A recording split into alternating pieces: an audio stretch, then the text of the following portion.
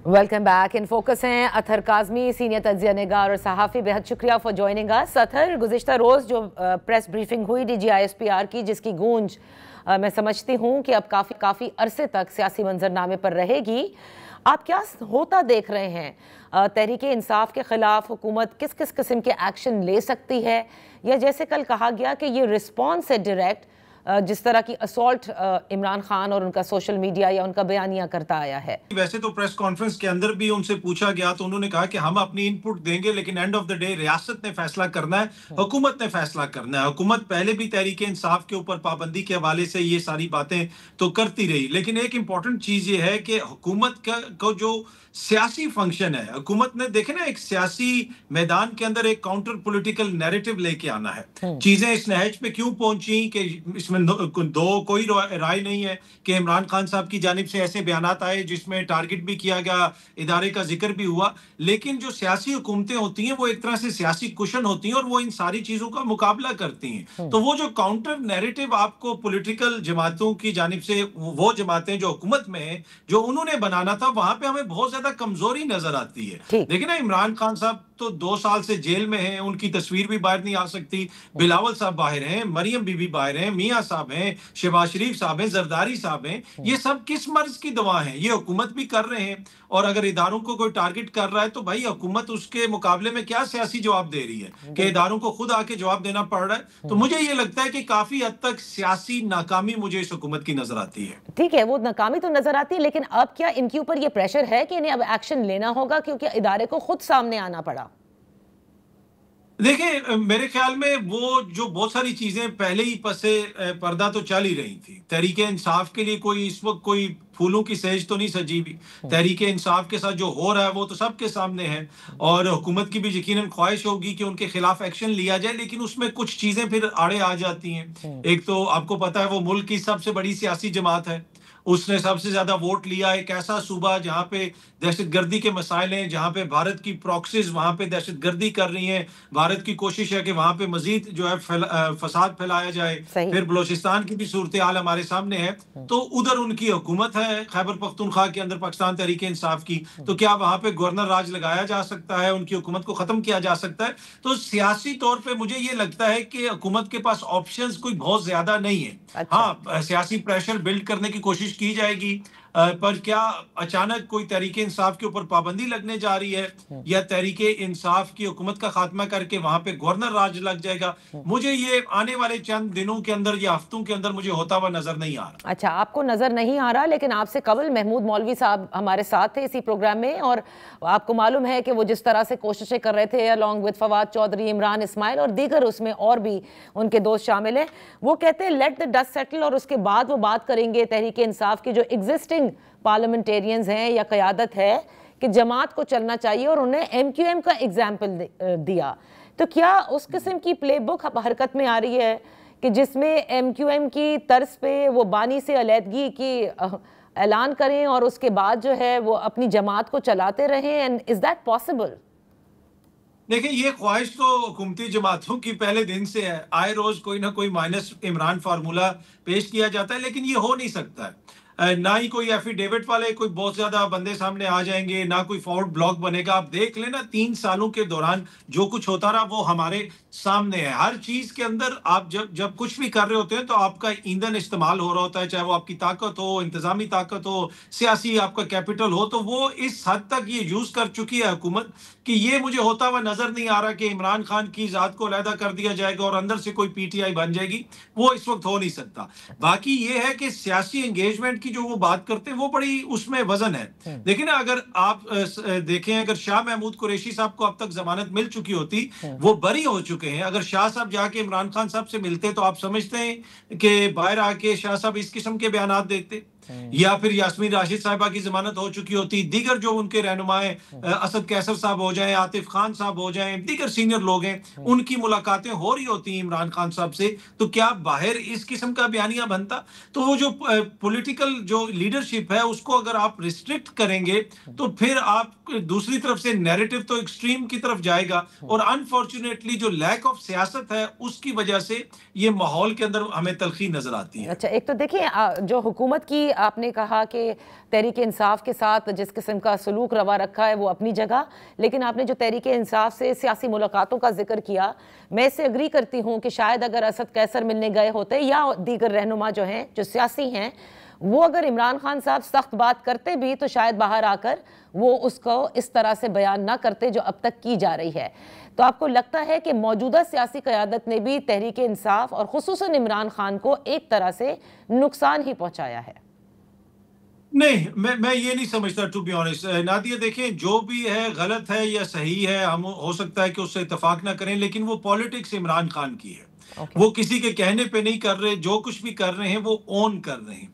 और दूसरी बात ये है कि फिर आपको देखना ये भी पड़ेगा कि चीजें इस नहज पे क्यों पहुंची। हम आज से हफ्ते वाले दिन से शुरू नहीं कर सकते। आपको तसलसल देखना पड़ेगा कि 3 वर्षों से यहाँ पे क्या हो रहा है, उसमें इंतखाबात कैसे हुए, इंतखाबात से पहले क्या हुआ, सजाएं किस तरह दी गई, इद्दत वाले केस में क्या हुआ, क्या कुछ यहाँ पे नहीं होता रहा। तो वो इन सारी चीजों की वजह से फिर आपको लगता ऐसे है कि चीजें उस नहज पे पहुंच गई हैं कि जहाँ पे तलखी बहुत ज्यादा हो गई है। लेकिन अगर अगर अगर अगर अगर बुरा ना माने तो ये तलखी जो पर्सनल अटैक्स हैं इमरान खान साहब के, वो उस वक्त से शुरू हो गए जब अदम एतमाद के जरिए उन्हें हटाया गया, और उसके बाद वो जितनी रैलीज करते गए वो इंस्टीट्यूशन और फर्द वाहिद के खिलाफ मुस्तकिल अपना बयानिया बनाए रखा। ये अभी आकर नहीं बना है। जी, यही तो मैं अर्ज कर रहा हूं कि ये किसी के कहने की वजह से नहीं बना। यही तो मैंने बताया कि जो लोग उनसे जाके मिलते हैं, चाहे वो वकील हो या कोई और हो, वो उनकी कोई ब्रेन वॉश उनको नहीं कर रहे। ये गलत है या सही है, जो भी इसके बारे में आप राय रखें, ये खान साहब की जो भी पॉलिटिक्स है वो उनकी अपनी पॉलिटिक्स है, और जो भी उनके बयानात वगैरह बाहर आते हैं कभी भी उन्होंने उसको डिनाई नहीं किया। तो ये कहना कि कोई बाहर से बैठ के उनका बयानिया बना लेगा या वो किसी को सुन के कर ले, नहीं, ये उनकी अपनी सियासत है। हाँ, हो सकता है मैं और आप इससे इत्तेफाक ना करें, लेकिन ये एंड ऑफ द डे सियासत उनकी अपनी है। लेकिन अगर उनका एक्सेस अपनी पॉलिटिकल लीडरशिप की तरफ या उनकी लिए ज्यादा होता और ज्यादा मुलाकातें होती, उनकी मुलाकातों को ऐसे रिस्ट्रिक्ट ना किया जाता, तो फिर आप देखते कि शायद जो पॉलिटिकल विजडम है वो प्रिवेल करता। उनको जाके लोग बताते कि भाई आप ऐसा ना करें, ऐसा ना करें, तो फिर मेरे ख्याल में शायद हो सकता है कि चीजें इस नहज पे ना पहुंचती। मेरा ये पॉइंट है। ओके, तो अतर अब मुझे ये बताइए कि हुकूमत ने एक अब तो बरमला कह दिया है, और पहले तो वो कहते थे कि सुपरिटेंडेंट जो है ऑफ जेल वो खुद कंट्रोल करते हैं मुलाकातों को, वो डिसाइड करते हैं, लेकिन अब तो विफाकी हुकूमत, पंजाब हुकूमत भी नहीं, विफाकी हुकूमत ने अनाउंसमेंट किया। तातारड़ साहब उसी के तर्जुमान भी हैं।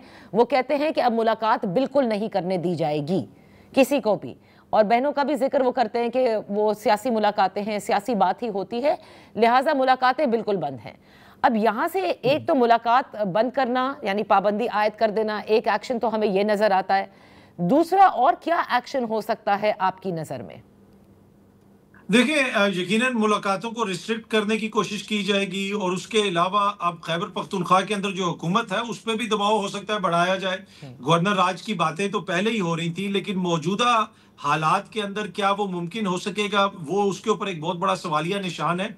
और उसके साथ साथ हुकूमत की ये भी कोशिश होगी कि जो इनके दीगर लोग हैं उनको एंगेज किया जाए, और वो जो आपने अल्ताफ हुसैन साहब वाला जिक्र किया, तो उस फार्मूले के ऊपर भी अमल दरामद करने की ख्वाहिश तो होगी यकीनन हुकूमत की कि इमरान खान साहब को माइनस कर दिया जाए।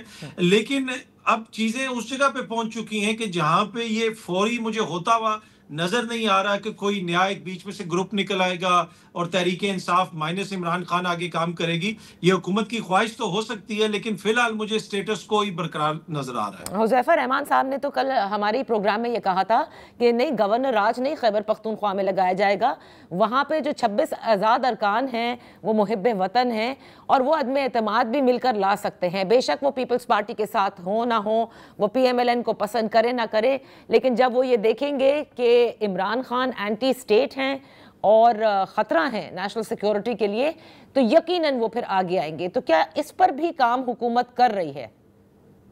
देखिए, ये तो जब सोहेल अफरीदी साहब को नामजद किया गया था उसी वक्त हुकूमत ने काम शुरू कर दिया था, और उसी वक्त खबरें आना शुरू हो गई थी कि फॉरवर्ड ब्लॉक बन जाएगा, ये हो जाएगा, वो हो जाएगा, लेकिन वो हुआ नहीं। और अभी भी मुझे नहीं लगता कि कोई ऐसा कोई फॉरवर्ड ब्लॉक उठ के सामने आ जाएगा और हुकूमत का तख्ता उलट जाएगा। उसकी बुनियादी वजह है नादिया, देखिए, आपके पास कोई सियासी आप जो इमारत खड़ा करना चाहते हो उसकी कोई बुनियाद तो हो। आपकी जनरल सीटें कम हैं, आपकी मखसूस सीटें ज्यादा हैं, आपके पास मैंडेट कितना है खैबर पख्तूनख्वा के अंदर? क्या आप क्या हुकूमत कैसे बनाएंगे? आपकी ख्वाहिश तो ये हो सकती है, लेकिन जिस सूबे में आपकी जनरल सीटें कम हो और मखसूस सीटें दूसरों की आपको दे दी गई हों और उसके ऊपर आप चाहते हैं कि आप हुकूमत की इमारत खड़ी कर दें, मुझे ये होता हुआ नजर नहीं आ रहा, टू बी ऑनेस्ट। अच्छा, और अब जब सबसे मुश्किल चीज़ है या जिससे तहरीक इंसाफ का कोर्स ऑफ डायरेक्शन भी पता चलेगा, एक तो एलामिया आ गया जिसमें जमात ने मुस्तरद किया जो इल्ज़ामात लगाए गए, उन्होंने कहा हम मुस्तरद करते हैं। कौमी यकजहती का उन्होंने ज़िक्र किया कि इमरान खान हमेशा फ़ौज के साथ हैं और वो हमेशा इदारे की तारीफ़ करते हैं। ये सारी बातें आपने भी पढ़ी होंगी, लेकिन अब जो उनका जलसा होना है और सुहेल आफरीदी साहब भी होंगे उस जलसे में और दीगर पाकिस्तान तहरीक इंसाफ के रहनुमा होंगे, वो जो बयानिया वहाँ पर होगा, आपको लगता है वहाँ से दो चीज़ें क्लैरिटी होगी। एक ये कि जो मौजूदा क़यादत है वो किस हद तक इमरान खान के बयानिए का बोझ उठाने को तैयार है, और दूसरा उसके बाद जो कुछ हुकूमत करती है कि वो किस हद तक एक्शन लेने को तैयार है।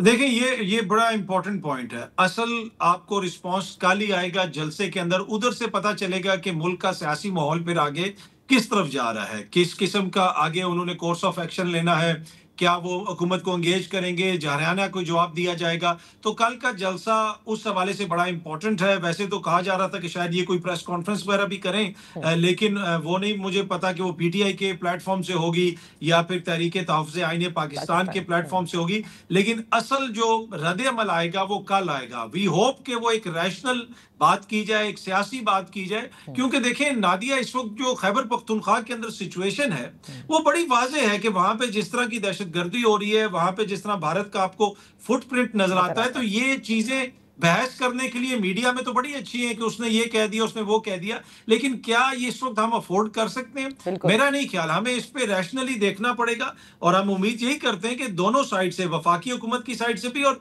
खैबर पख्तूनख्वा की हुकूमत के साइड से भी सियासी मेच्योरिटी का मुजाहरा किया जाएगा। बहुत बहुत शुक्रिया अतहर काज़मी साहब for being with us on the show. यहाँ वक्त हुआ है एक ब्रेक।